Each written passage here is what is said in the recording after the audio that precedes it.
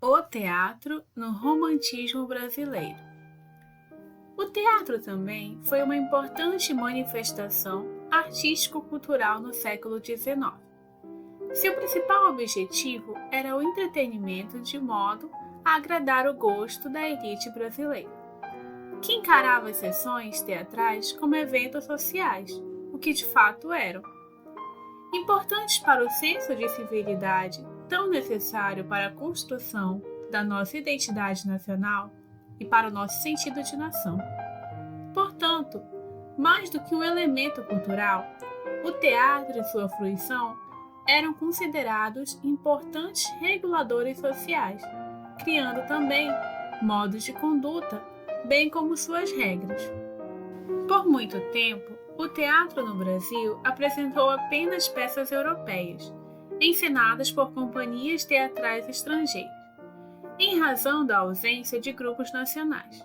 Somente com o surgimento do dramaturgo Martins Pena, começou a se consolidar um teatro de caráter nacional, com peças escritas por brasileiros e representando elementos locais. Pena introduziu as peças de costumes nos palcos do Brasil, criticando, com ironia e humor, as instituições e organizações nacionais.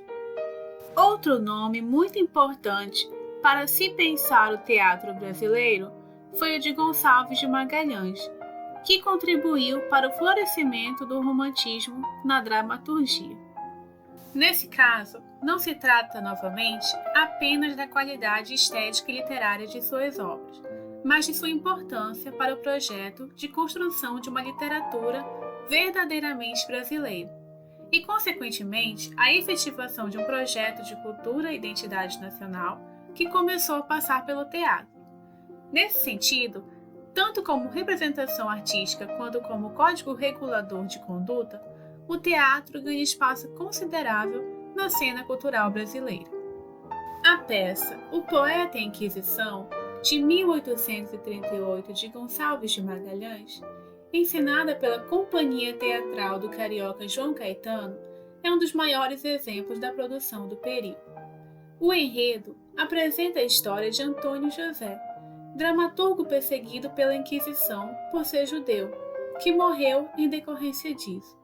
Com grande repercussão, a peça foi aclamada por crítica e público e tornou-se o primeiro texto teatral da tradição cultural brasileira.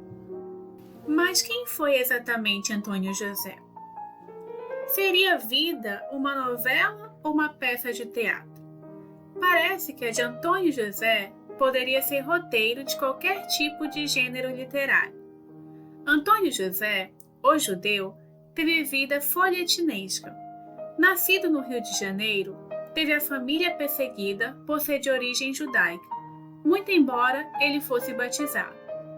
A mãe, acusada de judaísmo, foi deportada para Portugal e processada pela Inquisição.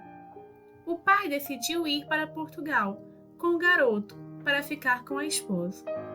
O rapaz estudou direito, mas se interessou pela dramaturgia e passou a produzir peças que acabaram por chamar a atenção das autoridades, que as usaram como pretexto para prendê-lo, torturá-lo e obrigá-lo a assinar uma reconciliação com a Igreja Católica.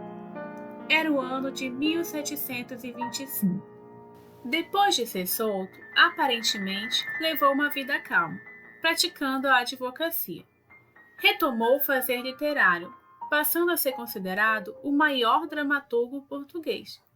Em suas peças, critica a sociedade portuguesa, com sátiras em que as situações ridículas são levadas ao extremo.